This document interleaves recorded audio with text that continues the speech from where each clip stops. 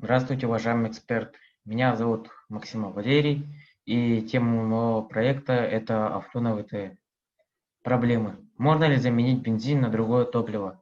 Актуальность. В наше время воздух и почва загрязняются различными отходами производства, например, парниковый газ и использованные батарейки. Из- Цель – изучение водородного топливного элемента и способ его применения как топлива для автомобилей. Задачи: изучение авто на ВТЭ, изучение авто на водороде, вычислить количество вырабатываемой энергии на холоде, подведение итогов. Электролиз воды. Вода разделяется на катионы водорода и анионы кислорода. Из-за низкой способности к диссоциации в воду добавляется сильный электролит, не мешающий образованию водорода и кислорода. В итоге мы получаем вот такую формулу. Второй способ – это метод паровой конверсии природного газа. Метан соединяют с водяным паром при давлении около 12 атмосфер и температуре около 800 градусов, в результате чего мы получаем конвертированный газ с содержанием водорода от 55 до 75%. Для паровой конверсии необходимы огромные установки, которые могут быть применимы лишь на производстве. Как получить из водорода электрический ток? Чтобы получить ток из водорода, оно должно постоянно поставляться извне. Просачиваясь через пористый анод, водород теряет электроны, которые уходят в электрическую цепь, а сквозь мембрану проходят катионы водорода. Далее на катоде кислород ловит протон и внешний электрон, в результате чего образуется вода. Топливный элемент. Выработка электрического, тепловой или механической энергии происходит за счет энергии процесса окисления вторичного энергоносителя водорода кислородом воздуха при температуре не менее или порядка 1000 градусов по Цельсию по вот этой схеме.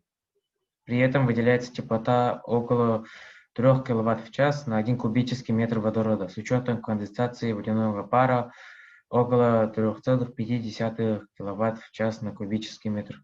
Чтобы запустить обратную химическую реакцию, в них нужно поменять израсходованные электроды и загрязненный электролит.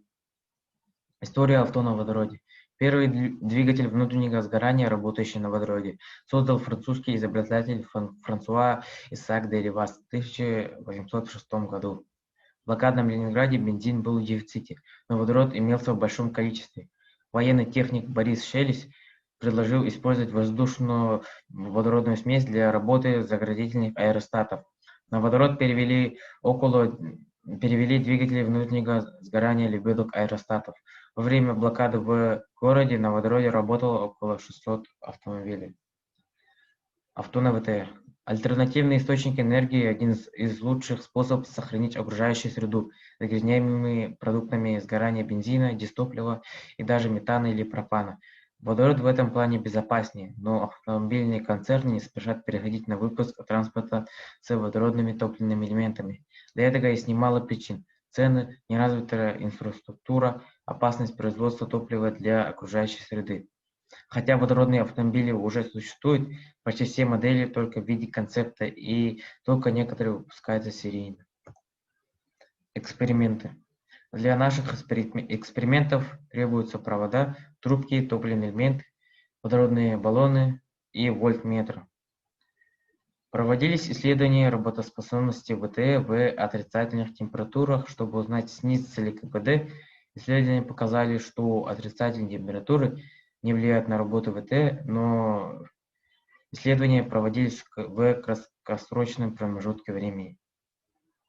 Исключение. Из проведенных исследований можно считать, что в теории авто на ВТ можно использовать на севере, но на практике его сложно использовать из-за высокой цены авто и снижения вырабатываемой напряженной энергии. Благодаря переходу автомобилей на ВТ мы не будем загрязнять окружающую среду. Спасибо за внимание.